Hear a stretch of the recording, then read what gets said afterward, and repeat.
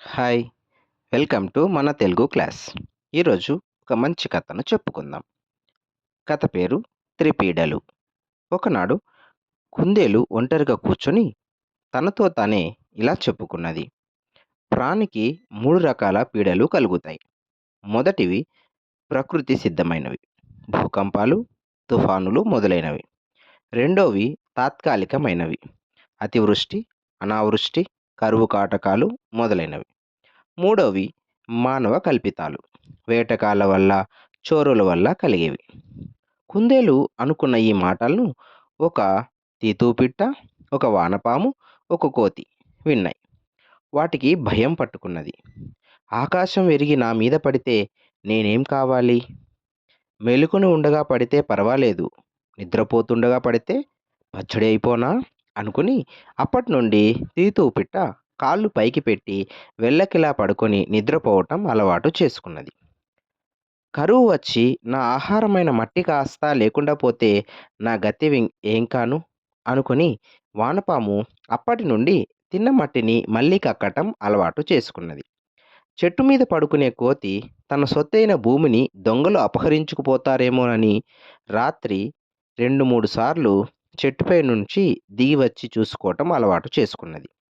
కొన్ని రోజుల తర్వాత ఆ అడవిలో ఒక పెద్ద కరువు వచ్చింది. చెరువులు ఎండిపోయాయి.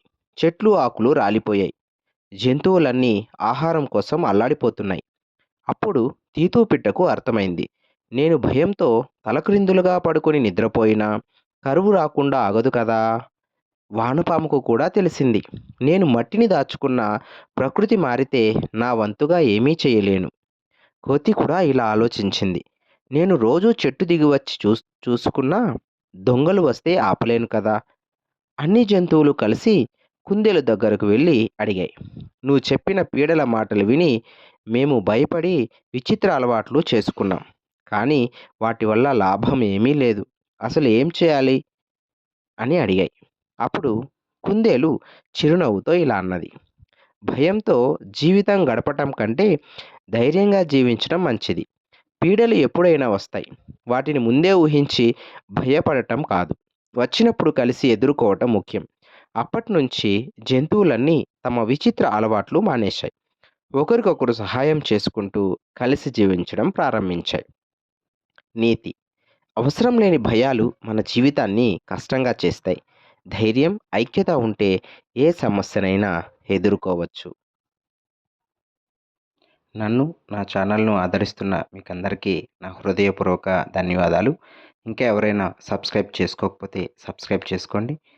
షేర్ చేయండి. బెల్ ఐకాన్ నొక్కండి. Thank you. Thank you so much.